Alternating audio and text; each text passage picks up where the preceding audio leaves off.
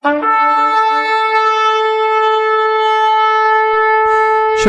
bienvenue pour cette nouvelle vidéo. Il y a énormément de musulmans qui prétendent que les hadiths ne peuvent pas être en totale concordance avec le Coran. Ce qui est totalement faux puisqu'il y a énormément de passages dans les hadiths qui concordent exactement avec le Coran. De plus, les hadiths ne peuvent pas être faux car les hadiths annoncent non seulement le comportement et la volonté d'Allah, mais également celle de Mohammed. De plus, je tiens à préciser que le Coran et la Sunna se complètent et se confirment en tout point. D'où l'importance pour les serviteurs musulmans de s'y attacher. Dans les hadiths, tout comme dans le Coran, toute la personne du prophète, ses habitudes, son mode de vie représentent un modèle pour les croyants et les croyantes. Et cela se prouve à la sourate 33, verset 21, comme il est stipulé que Mohammed est un excellent modèle à suivre. Si les musulmans doutent des hadiths, ils doutent également du Coran, de la Sunna, de Mohammed et enfin d'Allah. Et n'oublions pas que les musulmans doivent avoir une foi aveugle, donc sans questionnement, ni remise en question, ni doute à propos de la parole d'Allah. Il doit avoir une foi aveugle en Allah, en Mohammed, en sa parole, ce qui veut dire que les musulmans doivent croire à la fois au Coran, à la fois à la Sunna et à la fois au hadith. Bien que même si les hadiths sont complètement stupides, irrationnels et sans aucun sens, ils ne doivent pas douter ni se poser des questions sous peine de mécréance et donc d'aller en enfer pour l'éternité. Car Monsieur Allah est un Dieu possessif, un Dieu qui s'irrite assez facilement, qui se contrarie assez facilement et que si par exemple vous dites tel hadith est faux, ou alors vous avez un soupçon qui est complètement faux, Allah va considérer comme cela comme une insulte et va vous emmener en enfer. Voilà ce que c'est le Dieu de l'islam. Pourtant, nous voyons premièrement que l'islam est une religion basée sur la contradiction totale. Deuxièmement, nous voyons que l'islam est de volonté non pas divine mais humaine, puisque même l'islam est identifié à la nature humaine comme est écrit dans la sourate 30, verset 30, et non à la nature divine comme veulent le faire croire les musulmans et le Coran lui-même. Croire aux bêtises des hadiths, c'est croire directement à Mohammed et à Allah, puisqu'il est écrit « Quiconque obéit au messager obéit certainement à Allah » sourate 4, verset 80. Donc si, par exemple, il est écrit dans tel ou tel hadith que vous devez faire ce que Mohammed a ordonné, eh bien vous obéissez à la fois à Mohammed et à la fois à Allah, tout simplement. Donc vous ne pouvez pas croire en Allah sans Mohammed et vous ne pouvez pas croire en Mohammed sans Allah, tout simplement. Donc, et les hadiths sont les exemples parfaits de la vie et du comportement de Mohammed. Si le Coran dit qu'il est un excellent modèle à suivre, mais aussi qu'il se révèle d'être une moralité éminente, sourate 68, verset 4, même si dans les hadiths il est écrit que Mohammed mange ses défécations, les musulmans doivent suivre son exemple car ils doivent lui obéir et lui être soumis entièrement. Mais du coup, serait-ce normal de manger ses défécations ? Bien sûr que non, bien sûr. Donc vous posez-vous les bonnes questions. Hein. Si par exemple dans le hadith il est écrit Mohammed a mangé ses défécations, eh bien vous musulmans mangez vos défécations. Ce serait complètement idiot. Donc c'est n'importe quoi. Donc commençons par une première contradiction tirée directement depuis le Coran. On va commencer tout doucement. Il est écrit, dites, nous croyons en Allah et en ce qu'il nous a révélé, et en ce qu'il nous a fait descendre vers Abraham, Ismaël, Isaac, Jacob, les tribus, et ce qu'il a donné à Moïse et à Jésus, et en ce qui a été donné aux prophètes venant de leur Seigneur. Nous ne faisons aucune distinction entre eux, et à lui nous sommes soumis. Sourate 2, verset 136. Donc là, pour l'instant, Allah ne fait aucune distinction envers ses messagers. Ils sont tous égaux. Voilà, ils sont tous pareils, ils sont tous soumis à Allah. Mais, je dis bien mais, il est écrit, parmi ces messagers, nous avons favorisé certains par rapport à d'autres. Il en est à qui Allah a parlé, il en a élevé d'autres en grade. Sourate 2, verset 253. Mais il se passe quoi là? Il a des préférences maintenant? Je croyais qu'il ne faisait aucune distinction envers ses messagers. C'est bizarre, non? En plus, à la fin du texte de la sourate 2, verset 253, il est écrit « Allah fait ce qu'il veut ». Donc si le Coran est censé être la volonté d'Allah, une volonté qui ne se discute pas, pourquoi change-t-il d'un coup d'avis? Répondez-moi, amis musulmans. Donc là, premièrement, il y a une grosse contradiction. Il ne fait aucune distinction envers ses messagers, mais il en a favorisé d'autres, il en a parlé avec d'autres et qu'il a élevé en grade d'autres. C'est comme Allah ne sait même plus comment il a créé l'être humain, soit avec une goutte de sperme, soit avec de l'argile et du sperme, soit avec de la boue malléable et du sperme, soit à partir de la poussière, à partir du néant et ainsi de suite. Allah se contredit partout. Mais en plus, Allah affirme qu'il est le seul à connaître l'interprétation du Coran. Sourate 3, verset 7. Mais si Allah est le seul à comprendre ce qu'il dit, pourquoi a-t-il donné le Coran, si personne n'a le pouvoir de comprendre? Et si personne ne connaît l'interprétation du Coran, ça veut dire que tous les imams et tous les autres savants, et Mohammed lui-même, qui prétendent savoir comment expliquer ce que veut dire le Coran, sont-ils alors autre chose que des imposteurs? Ils sont eux-mêmes dans l'erreur. Ils sont considérés comme des mécréants parce qu'ils ne savent pas l'interprétation du Coran, que c'est Allah lui-même connaît l'interprétation du Coran lui-même. Donc c'est-à-dire que si Mohammed connaît l'interprétation du Coran, ça veut dire que Mohammed est soit devenu un dieu, ou soit il se prend pour Allah lui-même. Donc voilà, à moins que Allah parle le langage de Allah, tout comme Mohammed parle le langage d'Allah. C'est complètement stupide. Maintenant, il y a une deuxième contradiction, c'est à propos de la création du ciel et la terre. Dans la sourate 7, verset 54, il est écrit « Votre Seigneur, c'est Allah qui a créé les cieux et la terre en 6 jours. » Donc, notez bien 6 jours. « Puis s'est établi sur le trône. Il couvre le jour de la nuit qui poursuit celui-ci sans arrêt. Il a créé le soleil, la lune et les étoiles soumis à son commandement. La création et le commandement n'appartiennent qu'à lui. » Donc, toute la gloire à Allah, toute gloire à Allah, Seigneur de l'univers, il nous a dit qu'il a créé la terre et les cieux en 6 jours. Donc, c'est-à-dire que Monsieur Allah a créé le ciel et la terre en 6 jours. Donc, création de la terre plus création des cieux est égale 6 jours. On peut dire, bon, il a créé dans ces cas-là 3 jours les cieux et 3 jours la terre. Eh bien, non. Non. Non seulement ce n'est pas en 6 jours, mais c'est en 4 jours plutôt. Vous savez pourquoi? Dans la sourate 41, verset 9, il est écrit « Dis, reniez-vous l'existence de celui qui a créé la terre en 2 jours et lui donnerez-vous des égaux tels que le Seigneur de l'univers ?» Donc, une nouvelle information, il nous dit que la création de la terre a été faite en 2 jours. Donc, on peut déduire donc que la création des cieux se fasse alors en 4 jours. S'il a créé la terre en 2 jours. Eh bien, non. Dans la sourate 41, verset 12, il est écrit « Il décréta d'en faire 7 cieux en 2 jours. Et il révéla à chaque ciel sa fonction. Et nous avons décoré le ciel le plus proche de lampes étoiles et nous l'avons protégé tel est l'ordre établi par le puissant, l'omniscient. » Maintenant, il affirme que la création des cieux est en 2 jours. Donc, si nous voyons bien, Allah n'a pas créé le ciel et la terre en 6 jours, mais plutôt en 4 jours, puisqu'il a créé la terre en 2 jours et les 7 cieux en 2 jours.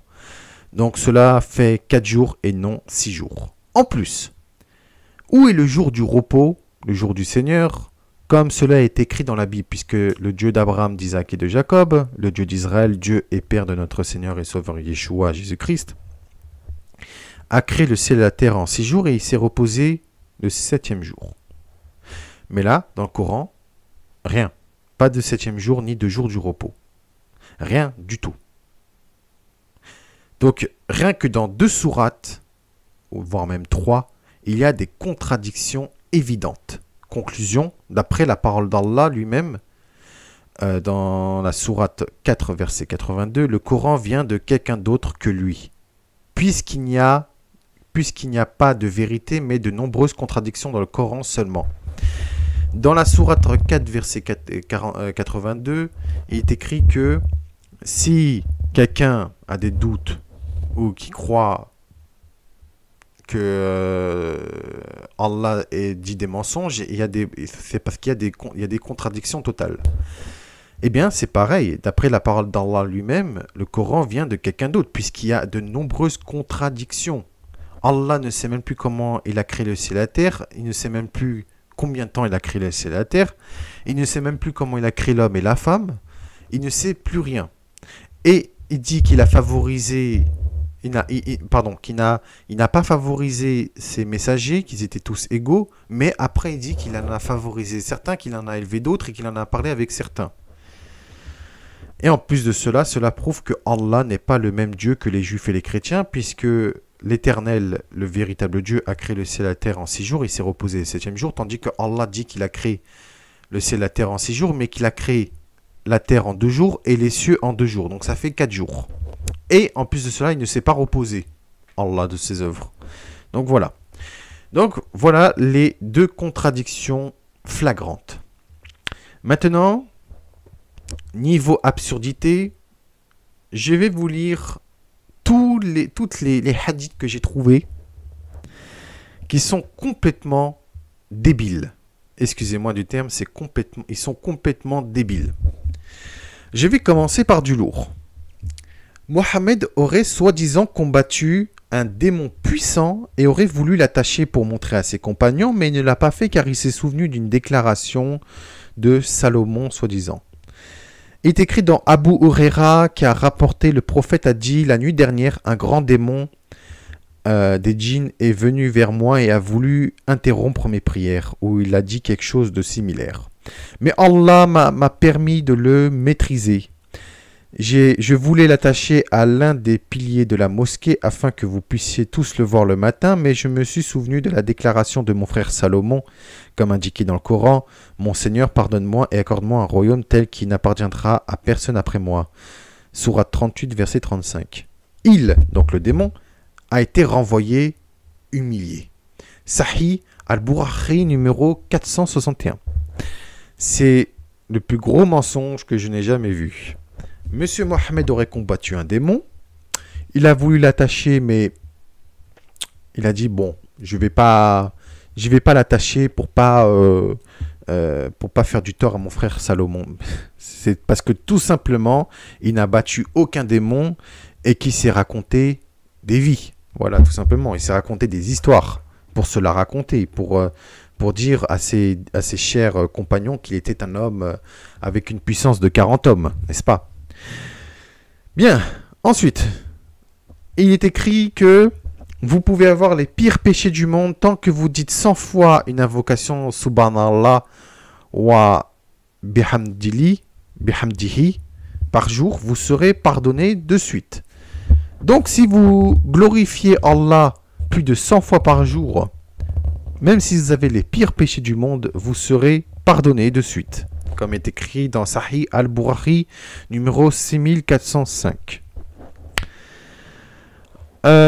Ensuite, il y avait une histoire d'une singe femelle qui a été entourée d'un certain nombre de singes. Ils l'ont tous lapidée parce qu'elle avait commis des rapports sexuels illégaux, et le prophète Mohammed s'est mêlé et a aussi lapidé la pauvre singe femelle. C'est assez chaud quand même, mais c'est la vérité. Raconté par Amr bin Maymoun. Pendant la période pré-islamique de l'ignorance, j'ai vu une guénon, donc un singe femelle, entouré d'un certain nombre de singes. Il la lapidèrent tous parce qu'elle avait commis des rapports sexuels illégaux. Moi aussi, je l'ai lapidé avec eux. Sahih Bukhari, volume 5, livre 58, hadith numéro 188. Je n'ai jamais vu que les animaux ont des rapports sexuels illégaux. Les rapports sexuels illégaux, il me semblait, c'était pour ceux qui étaient mariés, non? À moins que les animaux se marient entre eux. Les animaux, eux, n'ont pas la même notion de la sexualité que nous, chez les êtres humains. Voilà, ils n'ont pas la même conscience, hein, n'est-ce pas? Voilà, donc c'est complètement stupide qu'il a lapidé une pauvre singe femelle et que pourquoi les singes l'ont lapidé. Ça prouve que les singes avaient aussi un comportement d'homme. Voilà, c'est n'importe quoi. C'est vraiment n'importe quoi. Bien. Là, il est question maintenant que le soleil maintenant que le soleil se lèverait plutôt à l'ouest. C'est alors là rapporté par Abu Dar, le prophète m'a demandé au coucher du soleil, savez-vous où va le soleil au moment du coucher de soleil? J'ai répondu, Allah et son apôtre savent mieux. Il a dit, il va, c'est-à-dire voyage, jusqu'à ce qu'il se prosterne sous le trône et prenne la permission de se relever. Et il est permis, et alors un moment viendra où il sera sur le point de se prosterner, mais sa prostration ne sera pas acceptée. Donc, il demandera la permission de continuer sur sa voie, mais il ne sera pas permis. Mais il lui sera ordonné de revenir d'où il était venu, et c'est ainsi qu'il se lèvera à l'ouest. Cette interprétation est la même que celui de la déclaration d'Allah dans le Coran, puisqu'il est écrit dans le Coran, dans la sourate 36, verset 38, « Et le soleil court vers un gîte qui lui a signé, telle est la détermination décret de l'honorable de l'omniscient. » Donc en totale concordance avec le Coran, ce qui prouve que les hadiths sont en totale concordance avec le Coran. Bien, ensuite, il faut savoir une chose, c'est qu'il y aura même des musulmans qui seront transformés en singes et en cochons. Dans Sahih Bukhari, volume 7, livre 69, hadith numéro 494, B, il est écrit, rapporté par Abu Amir ou Abu Malik, qu'il a entendu le prophète dire « Parmi mes disciples, il y aura des gens qui considèrent les rapports sexuels illégaux, le port de soie, la consommation de boissons alcoolisées et l'utilisation d'instruments de musique comme licites. Et il y aura des gens qui resteront près du flanc d'une montagne, et le soir, leur berger viendra à eux avec leurs brebis et leur demandera quelque chose. Mais ils lui diront « Revenez demain. » Allah les détruira pendant la nuit et laissera la montagne tomber sur eux, et il transformera le reste d'entre eux en singes et en cochons, et ils le resteront jusqu'au jour de la résurrection. Ce qui prouve que même les musulmans, pas de cadeau, ils seront transformés aussi en singes et en cochons. Bravo. Bien, maintenant, autre stupidité, des pierres qui courent. Vous avez déjà vu, vous, des pierres qui courent? Je n'ai jamais vu. D'après Abu Huraira, le prophète a dit, les Israélites avaient l'habitude de se laver tout nus. Les uns regardaient les autres. Quant à Moïse, il se lavait tout seul, ce qui les poussa à dire, par Allah, rien n'empêche Moïse de se laver avec nous, sinon qu'il a une hernie testiculaire. Excusez-moi, je ne peux pas m'en empêcher. Une fois, Moïse, avant de commencer à se laver, posa son vêtement sur une pierre et celle-ci, donc la pierre, prit la fuite. En emportant le vêtement, Moïse se mit alors à la poursuite en criant « Mon vêtement, Pierre !» Et jusqu'à ce moment où les Israélites purent voir Moïse nu. Par Allah, se dirent-ils, Moïse n'est atteint d'aucune infirmité. Quant à Moïse, il prit son vêtement et commença à frapper la pierre. Ses coups laissèrent sur la pierre 6 ou 5 ou 7 traces. Ils ne savent même pas combien il y a de traces. C'est un des hadiths qui m'a fait rigoler quand même. C'est n'importe quoi, franchement. C'est vraiment c'est salir la mémoire de Moïse. Hein. Bukhari, livre 4, volume 55, hadith numéro 616. J'en rigole encore. Excusez-moi, mais c'est... c'est stupide. Bien, maintenant, des pierres qui parlent. C'est exactement. Jabir Samoura a rapporté que le messager d'Allah a dit « Je reconnais la pierre à la Mecque qui me faisait des salutations avant mon avènement en tant que prophète et je le reconnais encore maintenant. » Muslim, livre 30, hadith 5654. Même chose qui a été rapportée par Abdullah bin Umar. J'ai entendu l'apôtre d'Allah dire « Les Juifs se battront avec vous et vous aurez la victoire sur eux au point que la pierre dira « Ô musulman, il y a un Juif derrière moi, tue-le. » Bukhari, livre 4, volume 56, hadith 791. Oui, c'est... Bon, ensuite, le palmier qui pleure. D'après Jabir ben Abdullah, le plafond de la mosquée reposait sur des troncs de palmier. Lorsque le prophète faisait ses sermons, il montait sur un tronc de palmier. Lorsque le minbar a été fabriqué et que le prophète était dessus, nous avons entendu le tronc d'arbre faire un bruit comme le pleur d'une chamelle, qui met bas jusqu'à ce que le prophète vienne et mette sa main sur lui ou sur elle. Alors il se calma. Sahih al-Bourari, numéro 3585, mais aussi Bourari, livre 2, volume 13, hadith 41. Bien, il y a un hadith complètement stupide qui dit qu'un arbre avait prévenu le prophète au sujet des djinns. Rapporté par Abdur Rahman, j'ai demandé à Masrouk qui a informé le prophète au sujet des djinns la nuit où ils ont entendu le Coran. Il a dit, ton père Abdullah m'a informé qu'un arbre avait informé le prophète à leur sujet. Sahih Bourari, volume 5, livre 58, hadith numéro 199. Bien. La nourriture glorifie Allah avant d'être mangée par le prophète. Rapporté par Abdullah, nous avions l'habitude de considérer les miracles comme les bénédictions d'Allah, mais vous les considérez comme un avertissement. Une fois, nous étions avec l'apôtre d'Allah en voyage et nous avons manqué d'eau. Il a dit, apportez l'eau qui reste avec vous. Les gens ont apporté un ustensile contenant un peu d'eau. Il y posa sa main et dit, venez à l'eau bénie, et la bénédiction vient d'Allah. J'ai vu l'eau couler parmi les doigts de l'apôtre d'Allah. Donc, Mohammed, non seulement il avait de l'eau qui coulait entre ses doigts, donc peut-être de la transpiration, mais en plus, sans aucun doute, nous avons entendu le repas glorifiant Allah quand il était mangé par lui. Sahih Bourari, volume 4, livre 56, hadith numéro 779. C'est complètement absurde. Donc Mohammed aurait de l'eau qui coule à travers ses doigts. Donc c'est-à-dire qu'il peut créer un fleuve directement. C'est... Bon. Ensuite, les fourmis parlent. En plus, ça, c'est tiré directement du Coran.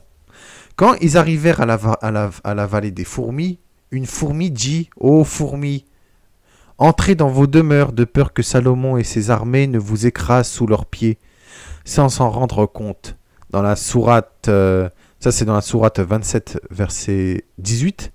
Sauf que dans la même sourate, mais verset 19, Salomon sourit et s'amuse après avoir entendu les propos des fourmis. Je ne savais pas que les fourmis pouvaient parler le langage des hommes. En plus, comment les fourmis pouvaient savoir que Salomon s'appelait Salomon, qu'il était un envoyé d'Allah et qu'il était avec son armée? Je ne le savais pas. C'est pour ça peut-être que Salomon sourit parce qu'il a dû se dire lui-même comment ça se fait que des fourmis parlent. Bien. Bien, ensuite, chose complètement absurde, c'est que Mohammed avait prédit qu'il y aura la fin du monde le soir même après avoir dit ces paroles à ses compagnons.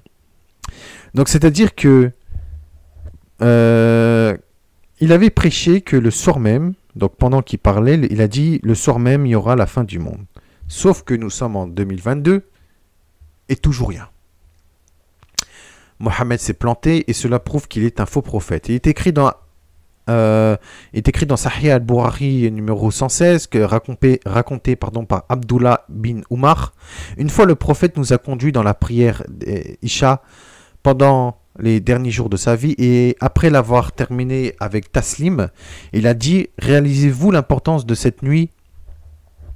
Personne présent à la surface de la terre ce soir ne vivra après l'achèvement de 100 ans à partir de cette nuit. » Donc ça veut dire que si personne ne vivra le soir où il a dit cette parole, c'est-à-dire que lui-même n'aurait pas survécu, ni ses compagnons. Alors pourquoi nous sommes en 2022, il y a toujours des musulmans et qu'il n'y a pas de fin du monde? Voilà, c'est complètement absurde. Ensuite, il a dit, dans Sahih al-Bourari numéro 538, qui a été raconté par Abu Saïd, que le messager d'Allah a dit « Priez la prière Zuhr quand elle deviendra un peu plus fraîche, car la gravité de la chaleur est due à la rage du feu de l'enfer. Je croyais que la chaleur provenait du soleil, mais non de l'enfer. Donc c'est un petit peu bizarre. Donc pour lui, il faut prier plus intensément pour que la chaleur de l'enfer s'atténue et qu'il y a de la fraîcheur. Voilà. De même que les compagnons du prophète voulaient que Mohammed se taise car il en avait marre qu'il se répétait plusieurs fois. Je ne mens pas. Je ne mens pas, c'est la vérité. Dans Sahih Muslim numéro 87 est écrit, il est rapporté sous l'autorité de Abdur Rahman et de Abu Bakra que son père a dit, nous étions en compagnie du messager d'Allah qu'il observait, ne devrais-je pas vous informer des péchés les plus graves? Le prophète l'a répété 3 fois, puis il a dit, associer quelqu'un à Allah, désobéissance aux parents, faux témoignage ou fausse déclaration. Le prophète était allongé, puis il s'est assis, et il a répété tellement de fois que nous avons souhaité qu'il se taise. Rapporté par Sahih Muslim numéro 87. Eh bien, c'est incroyable. Si un homme boit debout ou s'il oublie cela, qu'il ne doit pas boire debout, il doit se forcer à vomir. C'est la vérité puisqu'il est écrit dans Sahih Muslim numéro 2026, aucun d'entre vous ne devrait boire debout et si quelqu'un oublie, il doit vomir. Alors, je ne sais pas pourquoi. Même moi, je mange et je bois debout. Je ne vois pas où est le problème. C'est complètement stupide. Voilà. Si une selle, donc vous savez, les selles pour les chevaux, mais aussi des femmes, des chiens noirs ou des fesses passent devant le musulman pendant sa prière, la prière est annulée. De plus, pour Mohammed, le chien noir est un démon. Je ne mens pas, puisqu'il est écrit dans Sahih Muslim numéro 510a, que le messager d'Allah a dit, quand l'un de vous se lève pour la prière et qu'il y a devant lui une chose égale au dos de la selle qui le couvre, et au cas où il n'y a pas devant lui une chose égale à l'arrière de la selle, sa prière serait interrompue par le passage des fesses d'une femme ou d'un chien noir. J'ai dit, ô Abu Dar, quelle caractéristique y a-t-il entre un chien noir qui le distingue du chien rouge et du chien jaune? Il a dit, ô fils de mon frère, j'ai demandé au messager d'Allah comme tu me le demandes et il a dit, le chien noir est un démon. Sahih Muslim numéro 510a. Je ne savais pas que ça existait des chiens rouges. Peut-être ils ont confondu avec le dessin animé de Clifford, mais je doute que le dessin animé Clifford, l'énorme chien rouge existait à l'époque de Mohammed. Bon, donc je n'ai jamais vu un chien rouge. Bon, un chien jaune, je ne sais pas, mais c'est assez étrange quand même. Et en plus, s'il y a des fesses, une femme ou un chien noir qui passe devant le musulman en prière, la prière est annulée. Alors que M. Mohammed aimait énormément le parfum, la femme et la prière. Et il aimait énormément le sexe. Donc, bien, ensuite, il est écrit que dans Sahih al-Bukhari numéro 77, Amrain, quand j'avais 5 ans, donc il ne précise pas qui est la personne, Mohammed a pris de l'eau dans sa bouche et me l'a craché au visage. C'est gentil ça, franchement. Ensuite, la fièvre est causée par les feux de l'enfer. Je n'ai jamais vu ça, mais bon. Le prophète a dit, la fièvre vient de la chaleur du feu de l'enfer, alors diminuez la fièvre avec de l'eau. Sahih al-Bukhari numéro 3264. Il me semble que la fièvre est quelque chose de totalement naturel. Donc, je ne vois pas quel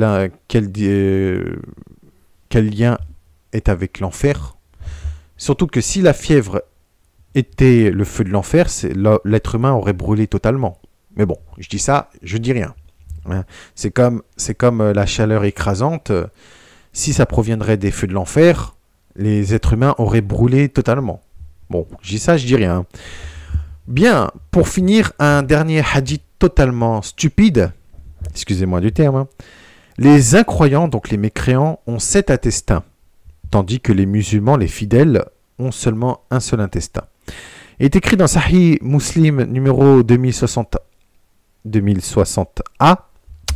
Ibn Umar a rapporté que le messager d'Allah a dit un non-musulman mange dans 7 intestins alors qu'un musulman mange dans un seul intestin.